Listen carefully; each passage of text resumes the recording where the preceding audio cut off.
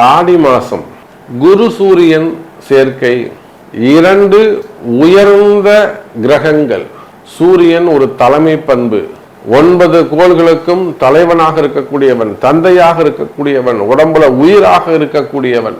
அப்போ உயிர் சூரியன் சொன்னா ஜாதகன் குரு. ஜாதகன் குரு அந்த உயிருக்கு அடையாளமாக இருக்கக்கூடியது, கர்மாவாக இருக்கக்கூடியது குரு. அப்ப இரண்டு உயர்ந்த கிரகங்கள் இந்த ஆடி மாசத்துல சேர்க்கை, குரு சூரியன் தொடர்பு ஒரு ராஜயோகத்தை கொடுக்கும். குரு சூரியன் சேர்க்கை அரசு அதிகாரிகளுக்கு மேலும் பதவி உயர்வுகளையும் பேர் புகழை கொடுக்கும். குரு சூரியன் சேர்க்கை அரசியல் நண்பர்களுக்கு புதிய அடையாளத்தை கொடுக்கும். நல்ல பொதுமக்களிடத்தில் நல்ல பேர் புகழை வாங்கி கொடுக்கும். புதிய பதவிகள் கிடைக்கும். மெயினா குடும்பத்துல மகிழ்ச்சி, குடும்பத்துல நிம்மதி, வேலையில நிம்மதி, வேலையில மகிழ்ச்சி, ஒரு திருப்திகரமான அந்த வேலையை செய்யறது. அதே போல தொழில நல்ல முன்னேற்றம். இது எல்லாம் இந்த ஆடி மாசத்துல நடக்க போகுது. ஒரு பக்கம் சனி வக்ரம், இன்னொரு பக்கம் குரு சூரியன் சேர்க்கை. சூரியனுக்கு 2-12 புதனும் சுக்கிரனும். இந்த கிரக அமைப்புகள் எல்லாம் நல்ல யோகத்தை செய்கிறது ஆடி மாதம். ஸோ கண்டிப்பா இந்த வீடியோவை ஸ்கிப் பண்ணாம பாருங்க, சப்ஸ்கிரைப் பண்ணுங்க, மெயினா ஷேர் பண்ணுங்க, அதோட கூட கமெண்ட் பண்ணுங்க. முடிந்த வரையில் உங்களுடைய சிறந்த கேள்விகளுக்கு பதிலளிக்க முயற்சிக்கின்றேன்.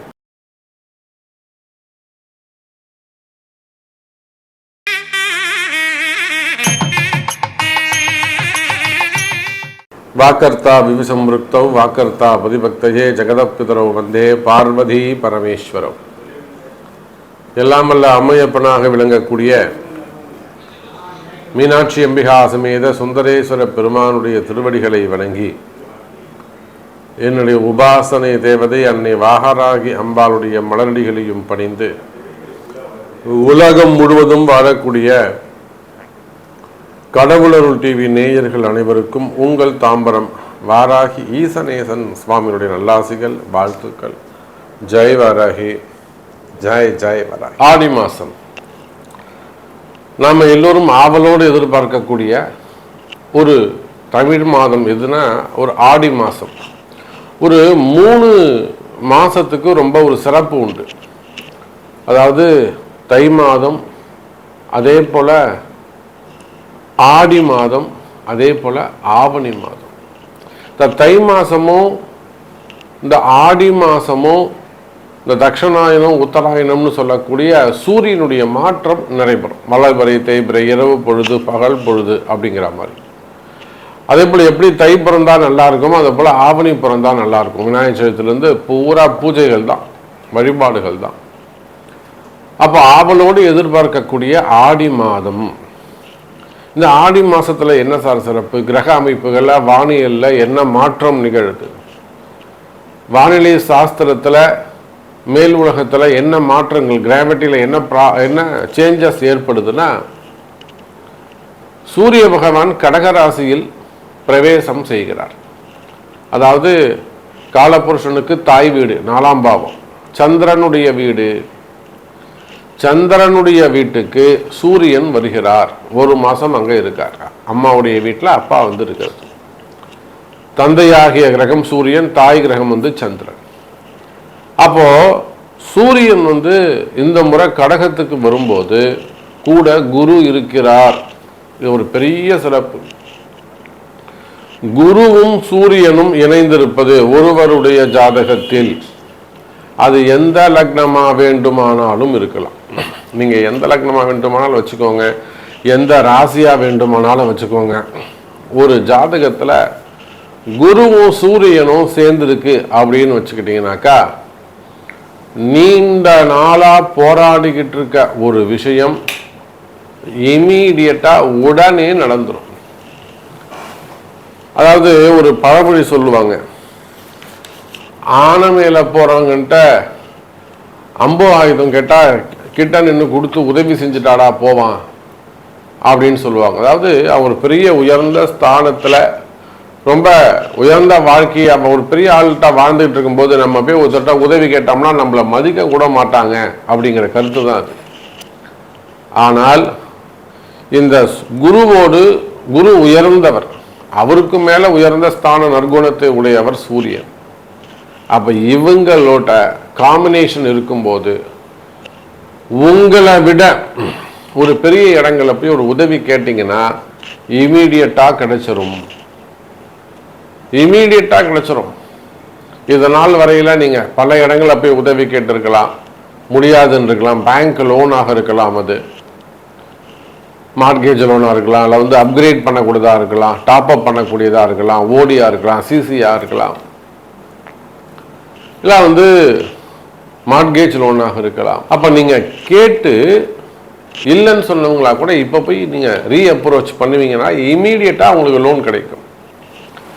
அதே போல் சொந்தக்காரங்கள்ட்ட அல்லது வெளியில் ஒரு பெரிய தொகை கேட்குறீங்க, இல்லை ஒரு உதவி கேட்குறீங்க, ஒரு வேலை கேட்குறீங்க, ஒரு பொண்ணு கேட்குறீங்க, புரியுதுங்களா? ஒரு பொண்ணு கேட்குறீங்க, இல்லை மாப்பிள்ளை கேட்குறீங்க, அப்படியும் இல்லைனாக்கா ஒரு வேலை கேட்குறீங்க, ஒரு வாய்ப்பு கேட்குறீங்க, ஒரு சொத்து கேட்குறீங்க, எனக்கு கொடுக்க வேண்டிய பணத்தை கொடுன்னு கேட்குறீங்க. அப்போது இதுவரை நடந்திடாத உதவிகள், நீங்கள் கேட்டும் கிடைக்காத உதவிகள் இந்த ஆடி மாசத்திலிருந்து படிப்படியாக கிடைக்கும். இதுதான் இந்த ஆடி மாசத்தின் சிறப்பு.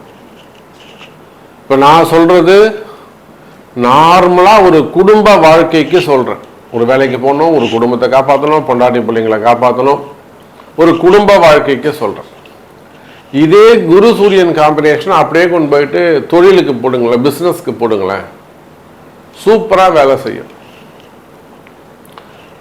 நீங்கள் ஒரு ஓன் பிஸ்னஸ் பண்ணுறீங்க, ஒரு ஃபேக்ட்ரி வச்சு ரன் பண்ணுறீங்க, இல்லை ஒரு கம்பெனி வச்சு நடத்துகிறீங்க, அதில் ரொம்ப அப் அண்ட் டவுன்ஸ் வருது. மெயினாக க்ரூஷியலான ஒரு பீரியடு, டைட் பொசிஷனு, ஃபண்டு வராமல் இருக்கிறது. அப்போ இந்த மாதிரியால் ஒரு டைட் பொசிஷன் இருக்குன்னு வச்சுக்கோங்களேன். யாரோ ஒருத்தர் என்னைக்கோ நீங்கள் கேட்டிருப்பீங்க, அவங்க இப்போ உங்களுக்கு உதவி செய்வார்கள். டைம் அப்படியே மாறும். இதுதான் அந்த கிரக அமைப்புடைய சிறப்பு. அப்போ இந்த குரு சூரியன், அதே போல சனி வக்ரம் பெற்றிருப்பது மிக தொழிலுக்கு ரொம்ப ரொம்ப நல்லது. சனி பகவான் வக்ரம் பெற்று இருப்பது ரொம்ப ரொம்ப சிறப்பு. அப்படி அவர் இருந்தாருன்னா தொழில் சூப்பரா இருக்கும்னு அர்த்தம், பெட்டரா இருக்கும்னு அர்த்தம், கவலைப்பட வேண்டாம்னு அர்த்தம். அப்ப தொழில் அமைப்புகளுக்கு சிறப்பா இருக்கு, வேலை வாய்ப்புகளுக்கு சிறப்பா இருக்கு. அப்போ உங்க ராசிக்கு நீங்க என்ன செய்தா ஜெயிக்கலாம், உங்க ராசிக்கு நீங்க எந்த மாதிரி முயற்சி எடுத்தால் வெற்றி பெறலாம் அப்படிங்கிறத முழு விபரமா பார்க்கலாம். பாருங்க, தனுசு ராசி. தனுசு ராசி சார் 10ஆம் இடத்தில் சனி பகவான், 4ஆம் இடத்துல சனி பகவான், அர்த்தாஷ்டம சனி. அதெல்லாம் நீங்க சொல்லாதீங்க, நான் சொல்ற மாதிரி சொல்லுங்க. தனுசு ராசிக்கு 10ஆம் இடத்தில் சொன்னீங்க, என்னங்க நீங்க உளறீங்க, என்னங்க நீங்க உளறீங்க? சனி 4ஆம் இடத்துல இருக்காரு. நீங்க இப்படி பார்த்தா தோற்று போவீர்கள், ஏமாந்துருவீங்க. 4ஆம் இடத்துல சனி, அர்த்தாஷ்டம சனின்னு சொல்லியிருந்தீங்கன்னா ஏமாந்துருவீங்க. ஒன்றும் இல்லை, சனி உங்களை 10வது பார்வையாக பார்க்கிறாருன்னு நினைச்சா நீங்க ஜெயிப்பீங்க. அப்படியே உள்டா, ரெண்டும் ஒன்று தான், பொசிஷன் மாறாது.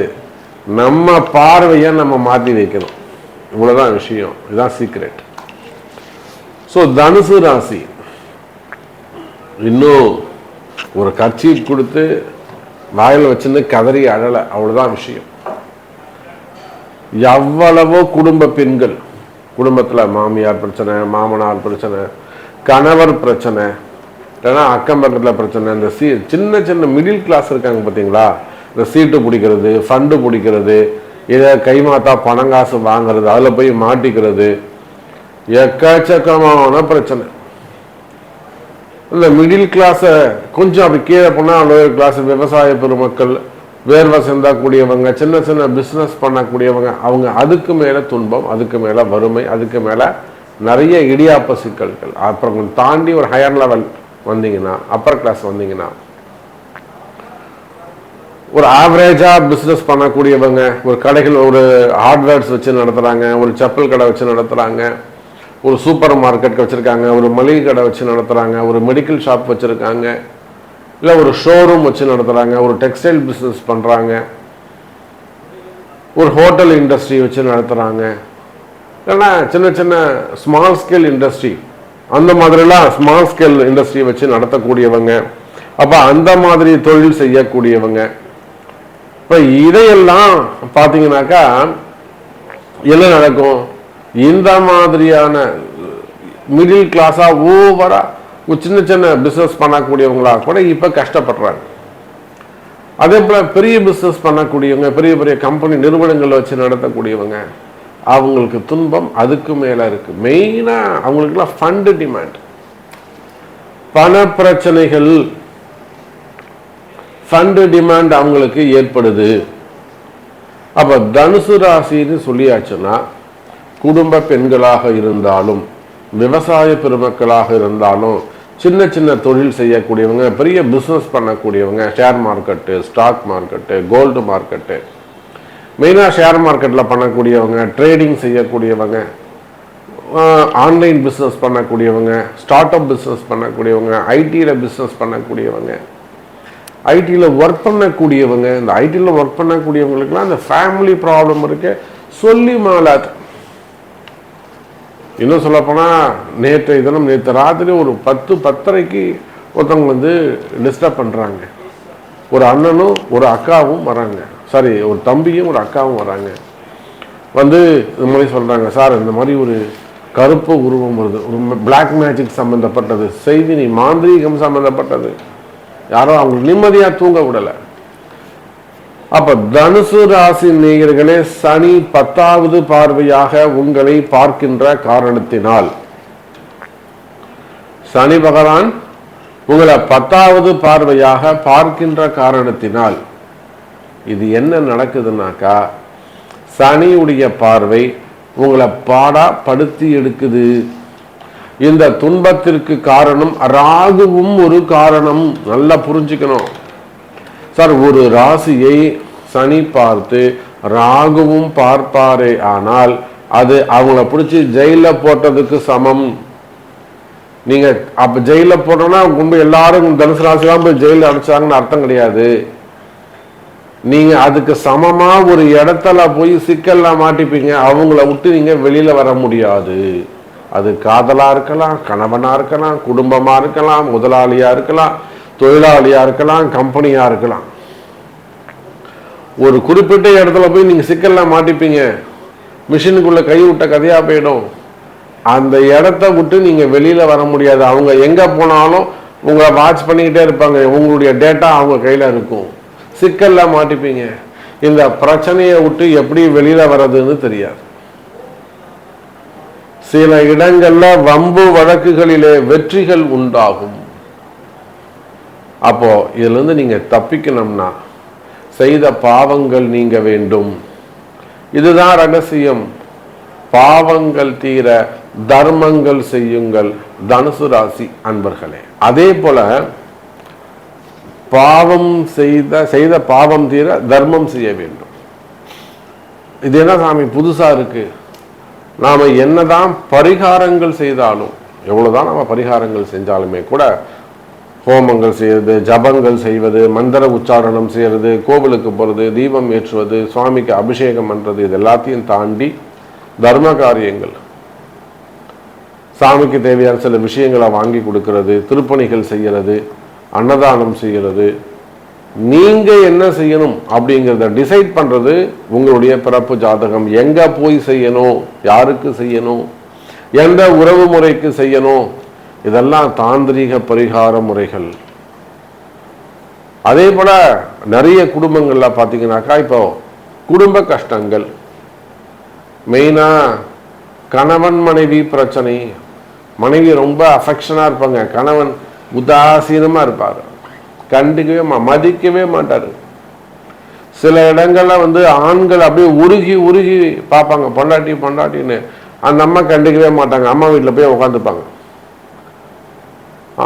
கணவனை மதிக்க மாட்டாங்க, மாமியார் அம்மா வீட்டில் போய் உட்காந்துட்டு சட்டம் போடுவாங்க. நீ தனியாக தெரியா, நீ அங்கே மாடிக்கு போகக்கூடாது, கீழே தான் இருக்கணும், நீ இங்கே தான் இருக்கணும், சட்டம் போடுவாங்க, ரூல் போடுவாங்க. அதுக்கு அந்த அம்மாவுடைய அம்மா மாமியார் அது ஒரு ஆட்டம் போடும். அப்ப சில இடங்கள்ல பெண்கள், சில இடங்கள்ல ஆண்கள் பாதிக்கப்படுறாங்க. அதே போல நிறைய உறவு முறைகள் உயிரை கொடுத்து பழகுவாங்க, நம்பிக்கையா இருப்பாங்க, வீட்டுக்கு தெரியாம வெளியில தெரியாம ரகசிய உறவுகள், அதெல்லாம் டக்கு டக்கு டக்குன்னு கட் ஆகும். அதுல வரக்கூடிய கஷ்ட நஷ்டங்கள் அல்லது திருமணம் ஆகாம இருக்கிறது அல்லது செகண்ட் மேரேஜஸ் ஆகாம இருக்கிறது எல்லாம் நிறைய கொடுமைகள்.